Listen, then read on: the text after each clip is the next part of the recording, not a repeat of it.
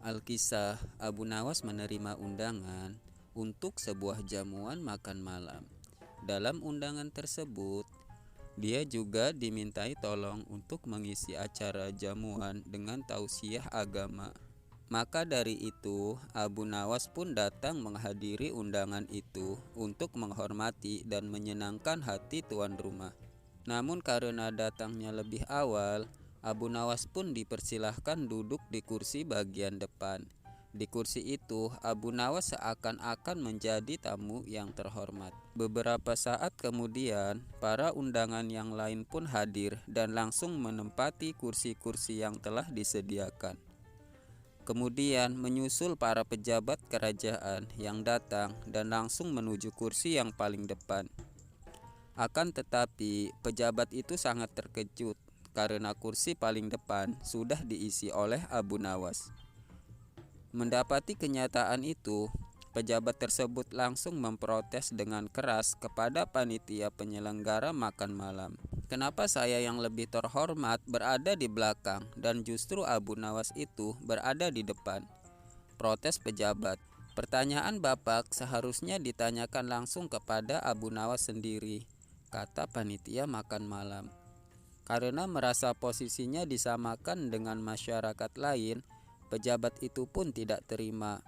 Ia berjalan ke depan menuju Abu Nawas dan berbisik bahwa yang pantas duduk di kursi itu adalah dirinya yang merupakan pejabat kerajaan terhormat.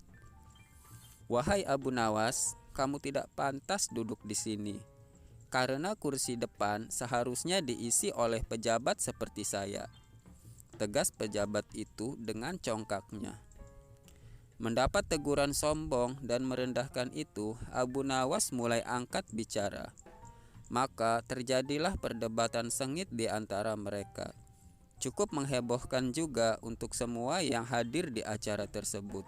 Saudara pejabat yang terhormat, pada kenyataannya Anda itu tidak lebih baik dari seorang pesulap, kata Abu Nawas dengan suara yang cukup lantang. Wah, tidak bisa begitu. Saya adalah pejabat kerajaan, bukan pesulap, cetus pejabat.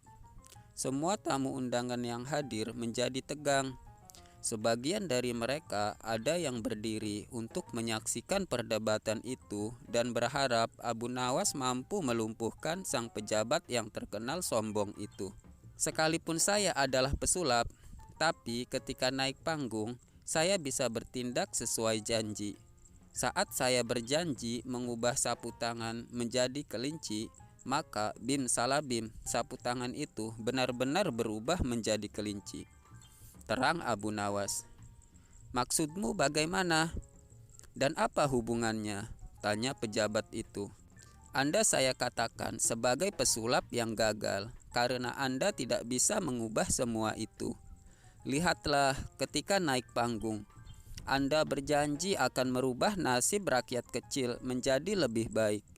Tapi setelah terpilih menjadi pejabat, keadaan rakyat kecil sama saja seperti sebelum Anda menduduki jabatan itu. Jelas Abu Nawas. Mendapat perkataan demikian, pejabat itu hanya bisa diam 1000 bahasa dengan perasaan yang sangat malu. Kepalanya pun hanya bisa tertunduk seakan tidak tahan dengan perkataan Abu Nawas yang telah mempermalukan dirinya di hadapan orang banyak. Nah, kalau begitu, mana yang lebih baik dan lebih pantas duduk di kursi paling depan? Tanya Abu Nawas dengan penuh percaya diri. Tanpa membalas sepatah kata pun, pejabat itu langsung kembali mundur, menempati kursi belakang di mana tempat dirinya duduk semula.